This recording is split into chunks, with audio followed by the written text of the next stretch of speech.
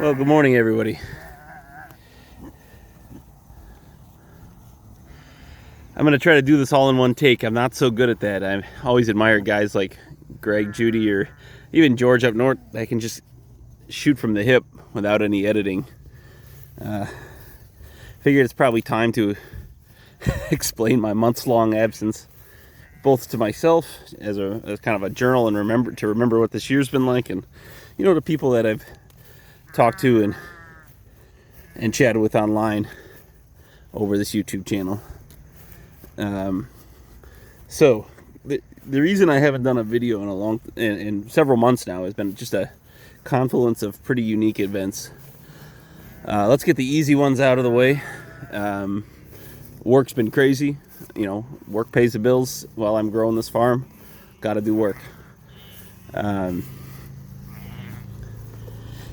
Second one is it's been the wildest year I've ever dealt with. Doug and I have a neighbor. It's actually his second cousin or something like that. But he kept track of the rain over the last couple of months. And in May and June, he tracked almost 36 inches of rain. Which, I'll be honest, just kind of demoralized me a little bit from making videos. I just wanted to get in, get my chores done, take care of the animals, and get out. I was just getting drenched on a daily basis. And so I didn't feel like I had the time or inclination to do any extra stuff. And then the third one is, it seems like on a yearly basis, I break the charging port on my phone. And so it's a real pain to transfer files now. And I typically like to edit videos so I can get my ramblings out of the way, but I'm going to go for the straight shoot from the hip style that you're going to experience now. So those couple things combined with the fact that we didn't get first cutting off the ground till end of July. And so once we finally got some decent weather, Doug and I just had to go 1,000,000 miles an hour and just get it done. So I didn't have time to stop and figure out what I wanted to do and talk and blah, blah, blah. We just had to go for it, basically. So we're into second cutting now. It's August 9th, I think, right now. So we're just getting into second cutting. We're about, I'd say, halfway through it. So we're about maybe a month behind.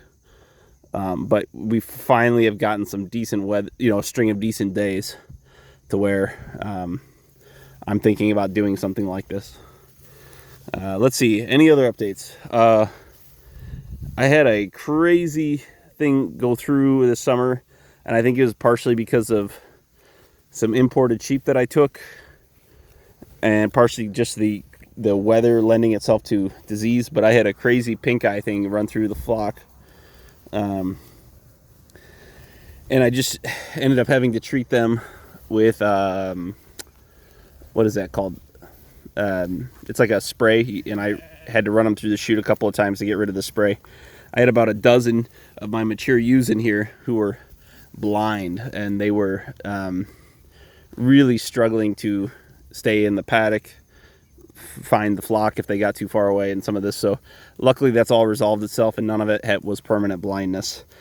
Oddly enough, it didn't seem to really affect the lambs. I don't know if they're just more resilient or fresher or able to fight it, whatever it was.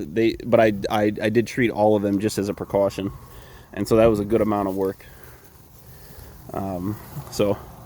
We're still holding fast. Doug and I sold the one polled black cow we have. She didn't give us a calf for the second year in a row. She definitely was pregnant. She had a bag full. I'm not sure what happened. I never saw the calf. So she's either a horrible mother or she aborted the calf. So she's out the door. We got really lucky. We got 2 red Angus heifers, and that's kind of the direction we're heading. We're going to kind of go to that one breed in total. And then we have some British whites from George Heller that are bred to his South Pole bulls that are due, I don't know, anytime. So we're excited to see what that cross looks like. I saw a couple of those South Pole British white crosses at his place when we picked up the heifers last year, and they're kind of cool. Instead of white with black speckles. They're white with red speckles, and they're really pretty. So, you know, they're a little tall for my taste. I really am trying to push the height of our cattle down a little bit. Actually, they're not even bad. I shouldn't even quibble like that. We're just trying to get into one breed so that we can sell, you know, purebred stock. But they're so gentle. Those British Whites are just so personable. So we're very happy to get those from Jared up north. And we're going to keep those for a good long while. Yeah, I think that's about it.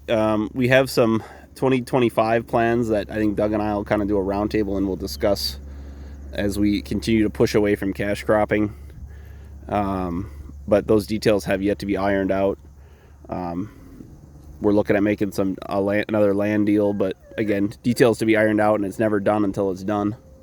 So it's been a wild year in summary. It was a horrible start, and we're coming out of the dive now. So as you can see, this is the oddest August I've ever seen. Today's going to be a high of 70 degrees, and it's August 9th. So we missed the dog days of summer. We had tons of rain, and you know, we're just going to keep on keeping on.